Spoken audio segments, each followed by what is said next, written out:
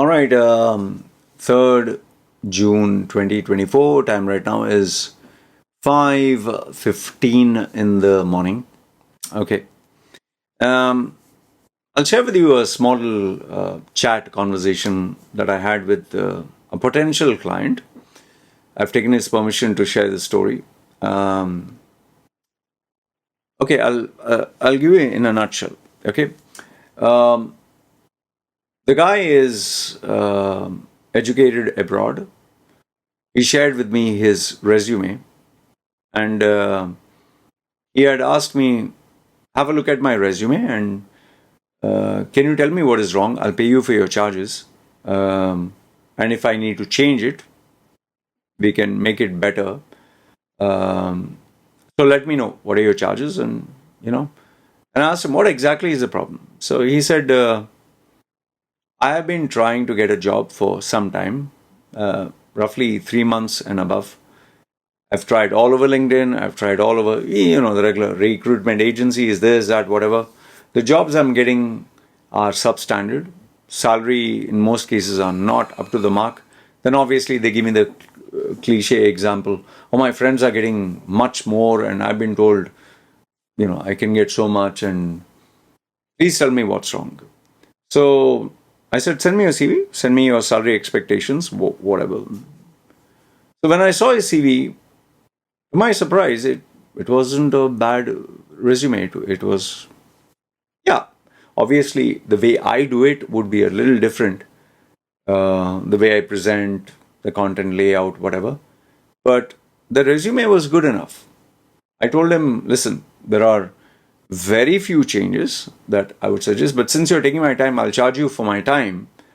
But this resume is more or less good. If you want, you can book that session with me. Uh, but you don't need to actually change your resume. Just a few things here and there. So he said, okay, fine. How much is it? I gave him a reasonable amount. He was very happy with that. So he was not my client for the the resume bit. He paid more for the conversation or the time that we spent communicating. So what exactly was the problem? The resume is good. It had a few, minor bits here and there because he doesn't know the Middle East market.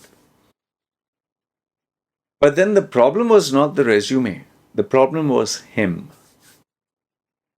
See, understand this one. Many people think that once you have a perfect resume, in his case, he took the services of many top-notch agencies. He tweaked it and tweaked it and tweaked it until he really got it properly done. And he spent quite a lot of money on it, quite a lot of money and quite a number of years perfecting the resume. So there was a lot of effort, creativity into presenting the resume properly. But he focused so much on the resume, he didn't focus on himself. And I, right off the bat, when I was talking to him, because I was trying to analyze where exactly is the problem, I told him, here are the key areas which are your problem. But before that, I asked him what did he think was the problem. And, the cliche answer, there is racism, you need vasta, you need contact connections, if you want a good position, and people are very insecure to leave their jobs, and employers don't want to pay you money, they will underpay you, and if you have to get to the top, you have to bullshit. I'm not a guy who bullshits. So he gave me all the right answers. Maybe he was watching too many of my videos, so he was giving me the answers that I was telling him. And then I told him this, see, listen, there is no resume in this world that after you create it, it'll guarantee you a job. A resume is a document that invites or entices or interests an employer in wanting to talk to you. Okay? Like they'll see a resume that they feel, oh wow, these are the features of a product which I like. Let me inquire more about it. So they tell the secretary or assistant, or they'll tell the HR, or they themselves will pick up the phone. Um, I have your profile. Are you free for a Zoom call, Google Meet, or can you meet up face to face? So maybe they'll have a video call first and pre-qualify you with a few questions. Once they feel, oh, I think it's good, they'll call you over. Come down, let's talk. And that is where the assessment begins. Okay? And if everything works out well, then the negotiations for how much are you expecting and when can you join and what are you looking for and all that stuff. But now his issue was his resume was good. He was getting people interested in him, but beyond the Google Meets and all that, it was not going through. So I told him that is where your problem is. If you are sending your resume and there was zero response, means you have to change your resume. But here they are interested to speak to you. They have the Zoom or video call, and then they lose interest, means there is something that you're doing. I'm taking it as a logical progression. Where exactly does the disconnect take place? So when they're talking to you, they don't feel they can relate to you. They don't feel you are the person that they need. It's like me, I find this girl's profile online. She's beautiful, she's hot, perfect figure. And then I'm like, okay, I'll get to know her. And then maybe I'll just have a Zoom call or whatever, and she will evaluate me visually by looking. I'll evaluate her. But then if she or me starts talking nonsense, or let's say is too dominating, or has very strong views, or is a pushover, or you feel this person's personality is, I don't kind of like it, then a disconnect takes place, and then you think, is it really worth meeting this person one-to-one, spending time, and in some cases you'll be so comfortable that you don't want to be there. You just want to say, okay, thanks a lot. It was great spending time with you. Like you just met the person, maybe in 15-20 minutes you want to say bye-bye, and they're like, I've already called the person. I have no choice but to spend 1 hour. So in the same way, the employer thinks to himself, is it worth calling this person all the way here when I already feel this person gives me the bad vibes? So the bad vibes is what makes the owner feel, nah, it's not worth my time, man.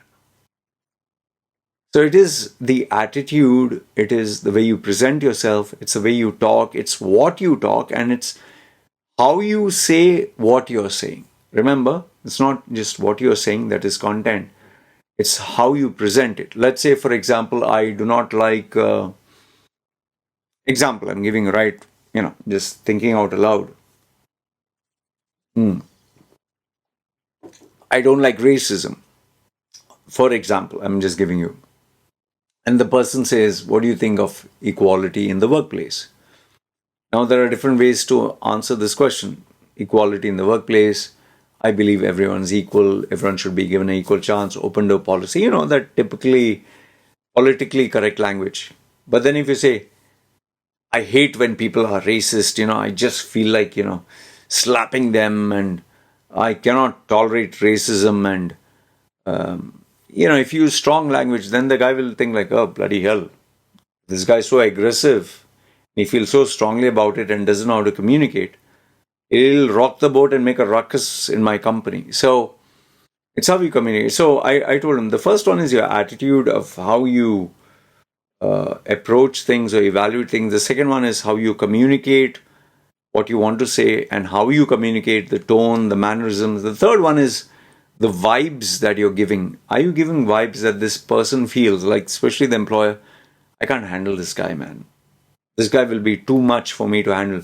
That is why people who, when they employ someone, they generally employ someone within their 30s, but before their 40s, because they know someone after their 40s, it's going to be a little hard to manage. And in some cases, if they are older than the employer, they're like, it'll be too much.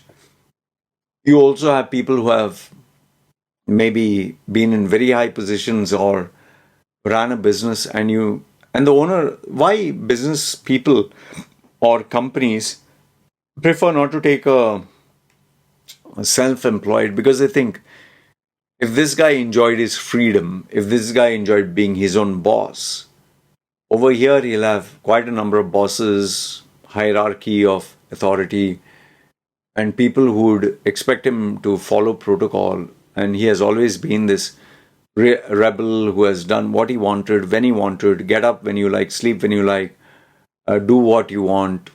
They'll not fit in. So they evaluate all these things while talking to an individual.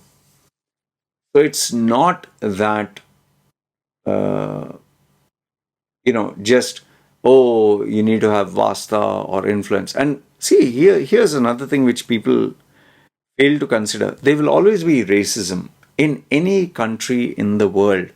There's a chance of racism. There's a chance of unfair treatment. There's a chance of favoritism. There's a chance of sexism. Human beings are not perfect. It's not like people in the West are perfect, people in the East are not. And then it all depends on, the intensity to which, how much a person chooses to be. Like, we are all imperfect in our own little ways, some more than the others. We are all racist in some way or another, some more than the others. So it depends. Can you, are you a person who, even if he is not perfect, even if he's racist, even if he's sexist, can he still take a balanced approach? Is he aware of himself? So, like for example, I might be very biased towards, I'm just giving an example, towards very sexy, beautiful young women, okay?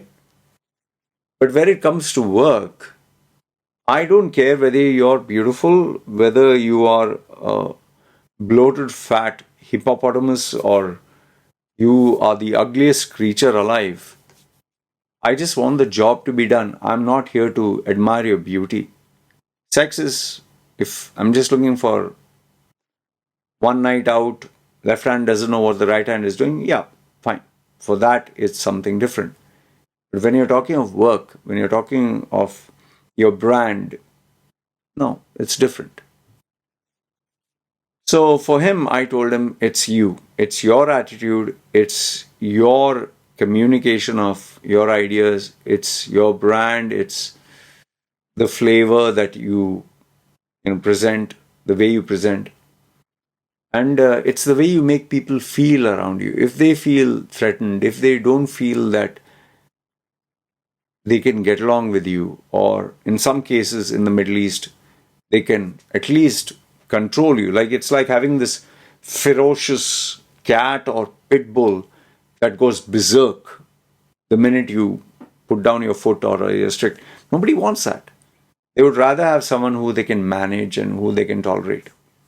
So if they know you're a bit too much to handle, as it is, they have external factors. They have the government, they have the market, they have the unpredictability of sales, they have the headache from vendors, suppliers, the weather, the economy, the fluctuating, currency values, and running a business. They have the headaches of all these things. The last thing you need is another guy or girl or male or female, where now they have to handle things again.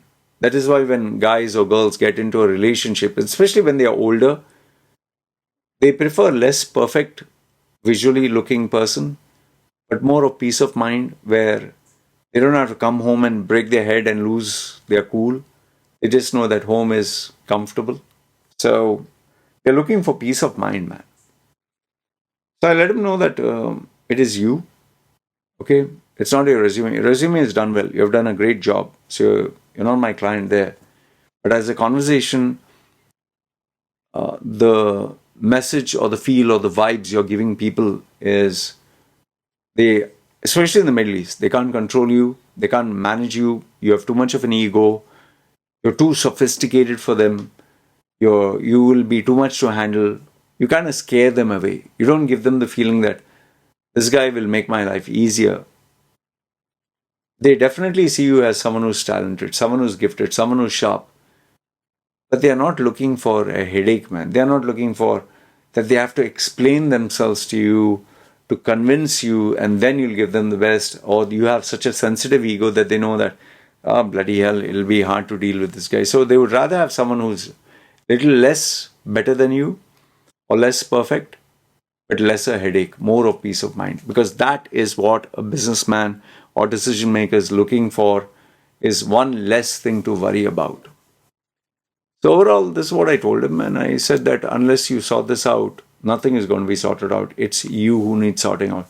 There will always be racism, there will always be favoritism, there will always be vasta, there will always be things are not right, unethical or whatever, throughout the world. Okay? But you have to you have to accept this. This is a part of life. But here, if you're not getting, it's not he is to blame, she is to blame, she is to blame, the whole world is to blame except me. No, it's not the whole world is wrong. It's you. Something is with you. I had this communication with him. I let him know. I don't know if he got convinced. I don't know if he realized. Or even if he did realize, I don't know if he's going to work on himself. But one thing remains for a fact: if he doesn't work on himself, he's going to have a long journey ahead, a very tough one. And either he has to fold or pay the price for it, because the world is not going to change for you. You have to change for the world. So this is what I let him know, and well, my job is to tell the truth, exactly what it is, and that's where we left it. So you guys tell me, what do you think? Do you agree or disagree with what I'm saying? Do you think that an employer, when he employs someone, when he wants to choose someone, is he only looking for talent, or is he looking for someone he can manage? You know, does he want a diva? Does he want someone like with a massive, you know, he's carrying a lot of luggage and he has to sort him out every time, he has to convince him every time a job has to be done? Or would he rather have, like Apple, plug and play and no problems? So you let me know your thoughts in the comments below. You agree, disagree with what I have to say? I would love to know, what do you think? And having said that, comment down below. Let me know, what do you have to say? Add your few bits. Sometimes people read it and I find it very interesting when people share their point of view. All right. So comment down below. This is me signing off. Good, bad, ugly. Feel free. Let the guy know what you think. And maybe it can give you a point. It can give both him as well as me maybe your point of view. You guys take care. This is me signing off. Sure.